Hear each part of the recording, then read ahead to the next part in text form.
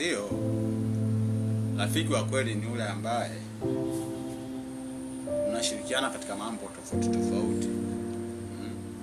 Rafiki ambaye jambo lako, jambo lake, la shida, la heri, la shari, mnapigana. Sio unakuwa na rafiki ambaye kwenye matumizi tu ndo anakuwa mtu wa karibu. Yaani wewe ushatafuta huko, ushapata, ndo anakuja sasa unakutumia. Lakini pale zinapokuwa zimekuisha siku huna umuone, wewe sio rafiki. Na unakuwa rafiki aina hii kwamba yeye kwenye kutumia tu ndo unamuona. Alafu kwenye baadhi labda michongo na nini, akupi michongo, 9-10, hata asikupe michongo.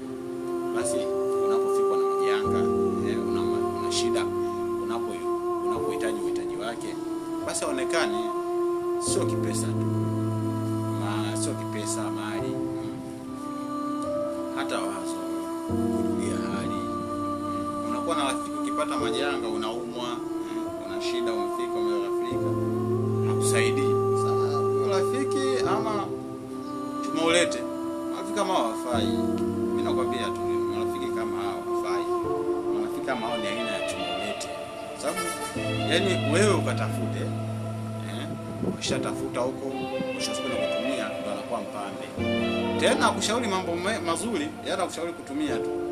Kama kushauri mambo yanaendelea, shauri upuuzi, tumie, basi yeye ndo anafurahi. Lakini akisha kufika majanga, una shida, kuna mambo ya muhimu, umuoni, wala hata na simu apokea. Hapokei kabisa. Ila amwambia sasa, wewe leo wapi mwanangu, leo tunaibuka, leo chaka, leo tunaibuka. Uone. Lakini kuna matatizo, anajitenga.